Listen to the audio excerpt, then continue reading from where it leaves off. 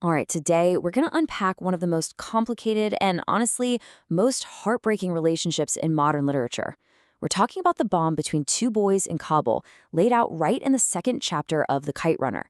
It's a friendship that really sets the stage for everything that follows, a whole lifetime of love, of guilt, and this desperate search for redemption. It all comes down to this one sentence spoken by our narrator, Amir. Hassan never denied me anything. That's it.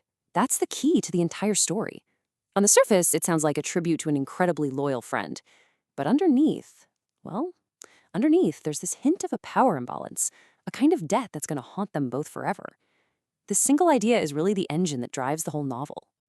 So let's go back. Let's wind the clock back to where this all started. Because before all the tragedy, before the betrayal, there was this almost perfect friendship. A brotherhood, really, that was forged high up in the poplar trees on a beautiful estate in Kabul. You can just picture it, can't you? Their whole world was just this bubble of simple, sun-drenched fun. Climbing trees, tormenting the neighbor's dog with a slingshot, pelting each other with mulberries. But here's the thing. Even in these perfect moments, the dynamic was already there. These were always Amir's games, Amir's ideas. And Hassan, he was the loyal sidekick, the accomplice who, as Amir says, never ever denied him anything.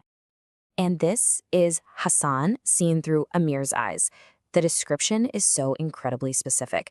That face like a Chinese doll, and the cleft lip, which Amir imagines is where the doll maker's instrument may have slipped.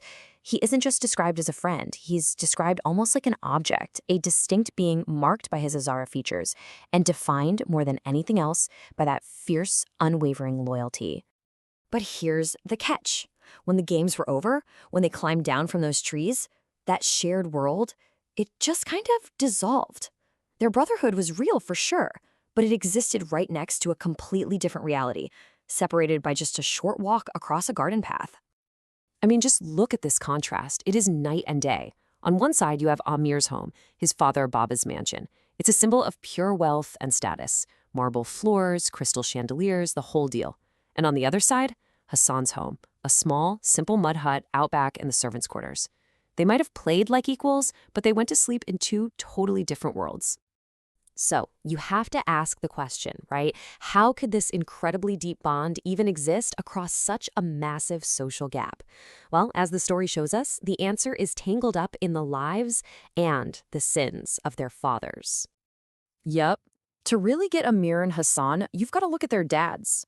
The legacies of Baba, this larger-than-life figure, and the gentle, quiet Ali, they cast these incredibly long shadows that define their sons' worlds right from the very start. And the divide between these two men couldn't be more clear. Baba is this force of nature, powerful, rich, respected, but also pretty distant from his own son. And Ali, Hassan's father, is his complete opposite. He's kind and gentle, but he's physically frail from polio, he can't even smile, and the neighborhood kids cruelly mock him. One man commands respect just by walking into a room, the other quietly endures ridicule.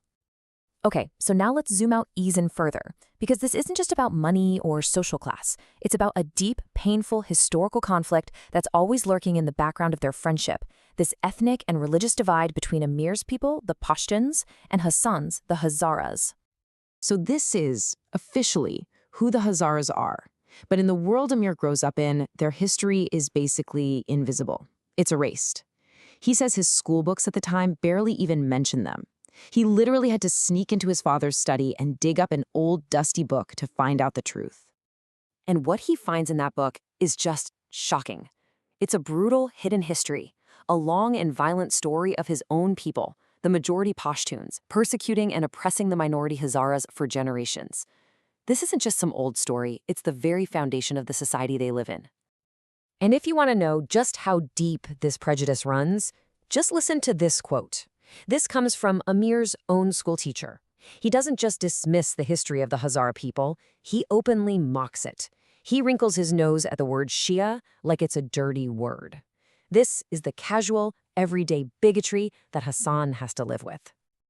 Now let's add one more layer to this complicated picture, the story of their mothers. You see, the absence of a mother is something the boys actually share. But the reason for that absence couldn't be more different, and it shaped them in totally different ways. Again, the contrast is just staggering. Amir's mother is this perfect, idealized memory, a smiling princess in a photograph who died tragically giving birth to him. But Hassan's mother, Sanabar, she's remembered for being dishonorable and unbelievably cruel. She didn't die. She just left, ran off after mocking her husband and her own newborn son.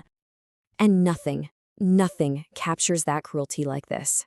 Can you even imagine? These are some of the first words spoken over Hassan in his life, from his own mother. It's just this moment of profound, absolute rejection, turning his physical difference into a punchline from the one person who was supposed to protect him. So you have all of the swirling around them, the class divide, the ethnic hatred, the family legacies, the missing mothers. And it all leads to one simple, absolutely devastating detail. A detail that Amir comes to believe set the entire tragedy in motion. Their very first words. But first, you have to remember, their bond was real. It was incredibly deep. I mean, they were nursed by the same woman, took their first steps on the same lawn, learned to talk under the same roof. Hassan's father, Ali, even said there's a special brotherhood between people who had fed from the same breast, a bond that nothing could break. Or so he thought. Amir's first word was Baba, father. It makes perfect sense. It points to his identity, his heritage, his constant search for approval from the most powerful man in his life. And Hassan's first word, it was Amir, his friend's name. Not Baba, not Mama, Amir. That one word basically symbolized his entire world. It defined his loyalty, his service, and ultimately, his fate. So, I'll just leave you with this to think about. What does it really mean for their future when one boy's first word stakes his claim on his heritage and the other's first word pledges his allegiance to a friend? What was already sealed in that moment? And that's Amir's own chilling conclusion, that everything that happened between them, it wasn't just some accident. It was the inevitable result of a foundation that was laid the moment they learned how to speak. One born to be a master, and the other his loyal, devoted friend.